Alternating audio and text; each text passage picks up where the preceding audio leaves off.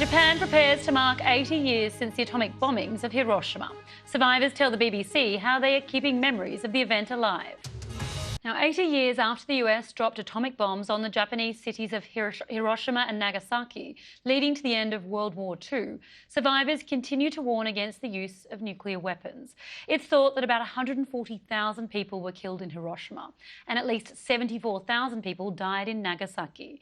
Nuclear radiation caused thousands more people to die in the years that followed.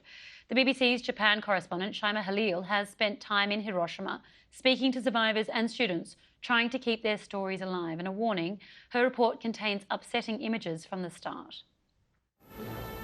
At 8:15 in the morning of August 6th, Japanese time, the first atomic bomb struck an enemy target. This is the moment the US hit Hiroshima with a weapon so powerful, it wiped out whole communities in seconds. Under the atomic bomb's mushroom cloud, men, women and children were burning alive. Nuclear radiation engulfed the city, poisoning those who survived the blast. The horrors of that day are etched in Shingo Naito's memory, and now in these paintings by young pupils. For the past few months, he made regular visits to their school and shared his memories. My father was badly burnt and blinded by the blast. He couldn't even hold my hand. He placed his hands on my shoulders, but I just couldn't walk with all his weight on me. My mom gave us a stick to hold and stay together.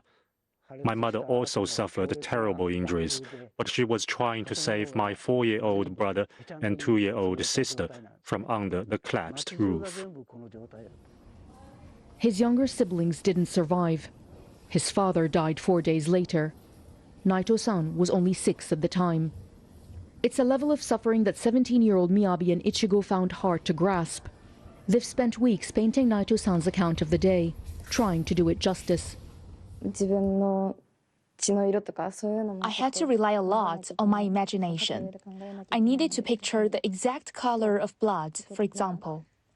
It was awful and very painful to draw.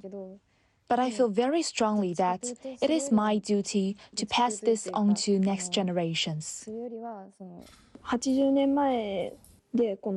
The damage caused 80 years ago was horrifying, so I can't even start to imagine what we could experience today. That's why I want to tell the world about what happened. With the dwindling number of survivors, Naito-san says it's even more crucial now to keep sharing his story. As the bloodshed in Ukraine and Gaza continues, and with the recent bombings by the US and Israel of Iran's nuclear facilities, he fears the world could face another unthinkable disaster. This worries me so much. What if the radioactive substances were released in those bombings? We must abolish nuclear weapons. The atomic bomb helped end the Second World War, but it unleashed the terror of nuclear warfare.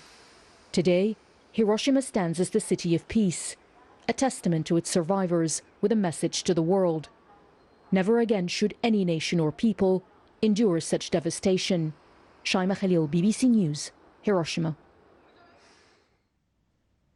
Now, earlier I spoke with Dr. Tilman Ruff, a Nobel Peace Laureate and co-founder of the International Campaign to Abolish Nuclear Weapons, about the lasting impact of Hiroshima.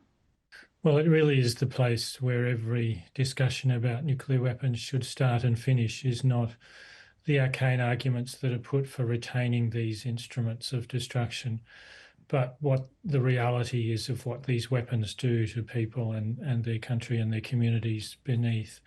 So, yes, we're about to lose over the next years the survivors of those terrible bombings. So it's very important that we listen to them, take that opportunity, that their stories are passed on and recorded and remembered, and also that we listen to the voices of the many people around the world that have also been under the mushroom cloud of more than 500 nuclear test explosions in the atmosphere, from the deserts of the Sahara to Nevada to various parts of the former Soviet Union, to the Pacific Islands, to my own country, Australia, where British nuclear weapons were tested.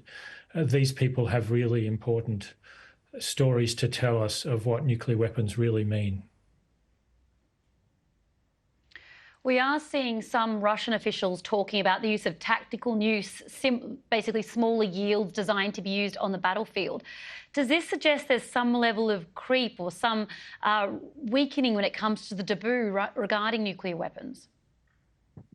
Yes, that nuclear taboo that the Nobel Peace Prize Committee talked about in awarding last year's overdue but extraordinarily well-deserved Peace Prize to Nihon Hidanki, or the survivor organisation in Japan, talked about the importance of their role in maintaining this nuclear taboo, this sense that these global suicide bombs essentially must never be used again.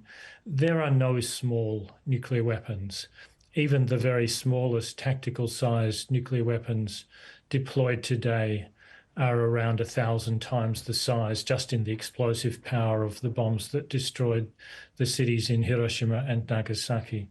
And all of the available evidence from nuclear policies, from exercises, from wargaming, from what the people who've managed nuclear weapons tell us, is that if that nuclear threshold is crossed, then the risk of very rapid and uncontrolled escalation is very likely. So we simply mustn't use these weapons ever again. There's no possible justification that could put at risk essentially life on Earth.